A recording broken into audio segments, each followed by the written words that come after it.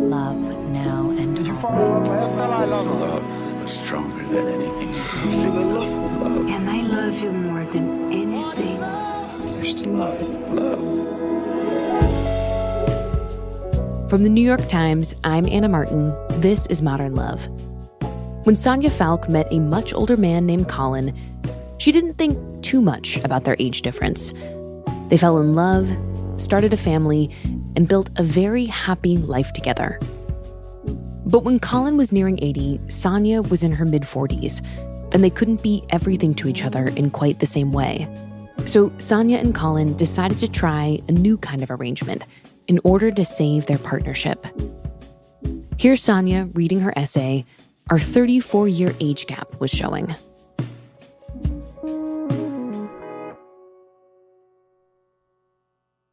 "9 years ago, a friend visited me in London. So this friend reads tarot cards and energies, and she offered to assess me. She hovered her hands over my body, starting with my head. She said, "Wow, you have a lot going on there." And then she hovered them over my heart.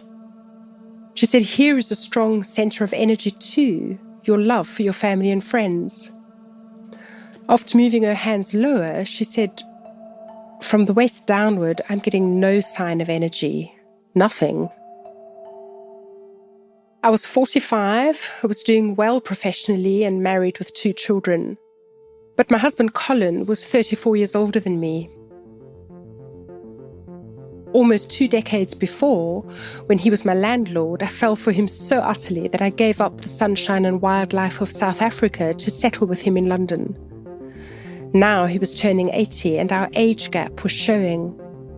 However fit and healthy he was, no one can avoid biological aging. Our love was strong, but our sexual relationship had ended. My friend's assessment made me sad, like something in me was dead. But you can't have everything. Colin was a writer and professor of English literature. We had a rare intellectual compatibility that we always called, from Shakespeare, a marriage of true minds. I valued our life together so much that I thought I'd accepted having no physical relationship. Until one night, when I went to a class called How to Have Better Conversations, and a tall, attractive stranger asked if he could sit next to me. I noticed there were rows of empty seats all around. I said yes. During the class, the presenter emphasized how boring it was when people meet someone new and say, "What do you do?" He ended the class with a thought-provoking question: what conversation are you not having? And with whom?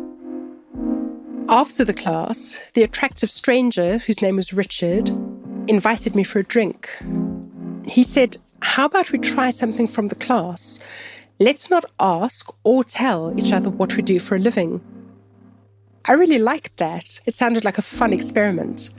He wasn't based in London, so we started emailing each other. He's a bit younger than me and a full 40 years younger than Colin. He'd never married or had children. He said we could be friends. But when we met again, we kissed. A long dormant energy stirred.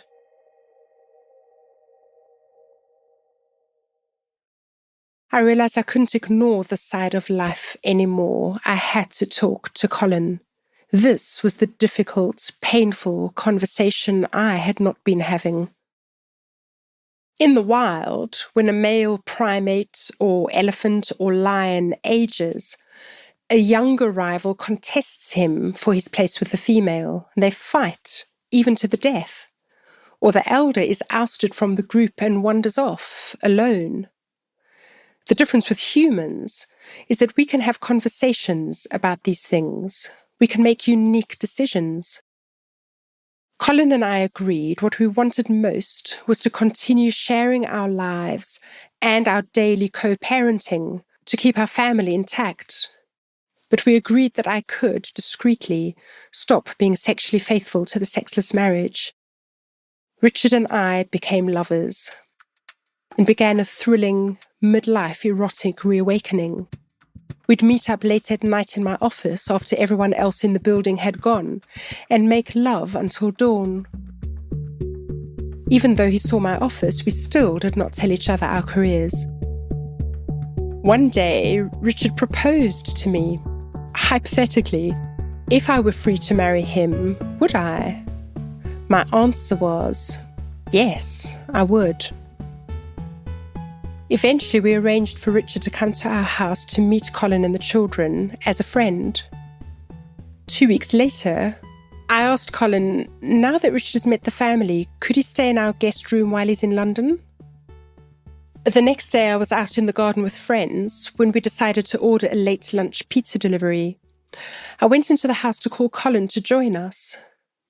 To my shock, I found him in a darkened room, still in bed at 2 p.m.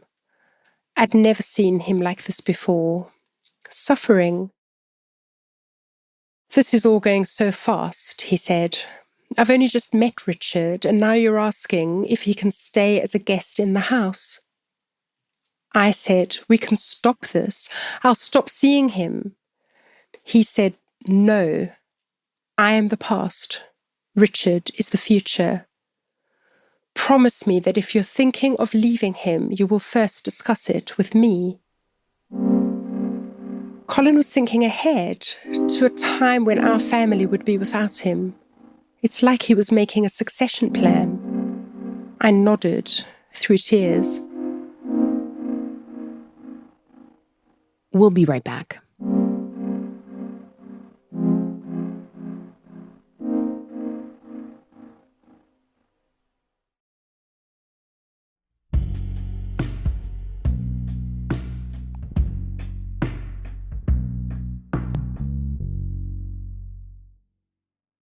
Eight months after we met, Richard and I agreed the time had come to finally tell each other about our careers.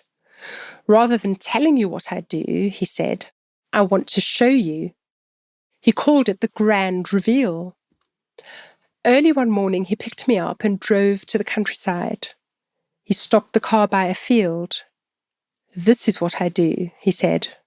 I was baffled. "I'm an agronomist," he said, explaining that he advises farmers on how to use their land, what crops to grow, and how to care for them. More than that, he specializes in regenerative agriculture. This means that when he plants a new crop, he doesn't use toxic chemicals to destroy all that went before. Instead, he grows different crops simultaneously, sharing the same field. They act as companions, providing benefit to each other rather than threat. It is a systemic approach that goes against tradition. People often don't understand it. They criticize it and can take a long time to accept it. When I started telling family and friends about me and Richard, we were also criticized for the way we were going against tradition. Some people were devastated. They warned me I could be harming our children and that I was risking everything for a stranger. "You don't know him at all," one friend said. "There's a saying in Italy that you don't know someone until you've eaten a kilo of salt with them, which takes a very long time. A whole kilo of salt." After I told Richard about this, he bought me a kilo of salt and said, "Let's start sharing this, and once we have finished it, no one will be able to say we don't know each other." One night in our favorite restaurant, he seemed preoccupied. I said, "What's the conversation you're not having?" He told me how painful it was for him to always feel on the outside of my family life with Colin and the children. They came first for me, and he had no secure place for himself. I knew it was time for me to have another difficult conversation with Colin. I explained Richard's perspective and insecurity. Colin had a legal bond with me, our marriage, and a biological one, our children. Richard had neither. What could we offer Richard to prove to him and the people in his life, like his parents, that he was not being kept on the outside? Colin and I acknowledged we would always have our children and our marriage of true minds, regardless of whether we were legally married. Richard's place would be secured if he could marry me. Everything could stay as it was, but we agreed that Colin and I would legally divorce. Divorce was only a piece of paper. Back then, no-fault divorce didn't exist in the UK. One party had to petition for divorce against the other. It couldn't be a joint application reflecting a mutual decision. And Colin couldn't cite my adultery as grounds for divorce because if you continued living with your spouse beyond 6 months after the adultery was known, by law you were considered to have accepted it. Colin said, "Accuse me of unreasonable behaviour then." And then he added with his characteristic humour, "I've certainly done something incredibly unreasonable. I've gotten old." But there was another hitch. By law, every permissible reason for divorce was based on the same condition, that the two spouses can no longer tolerate living together. Colin and I were still living together, although in separate bedrooms, and we wanted that to continue. The lawyers I consulted said that wouldn't be possible. So I decided to represent myself in the case instead. And I succeeded. Our request was granted. Richard moved in with me and Colin and the children. 3 years after Richard and I first met, we began planning our wedding. All 5 of us were living together, being companions to each other, giving each other benefit, not threat. Our unusual situation became something friends and family gradually accepted and even admired. And that year, at our Christmas Eve party, hosted by Colin and Richard and me, we gathered around the turkey and seasoned it with the last few grains of our kilo of salt.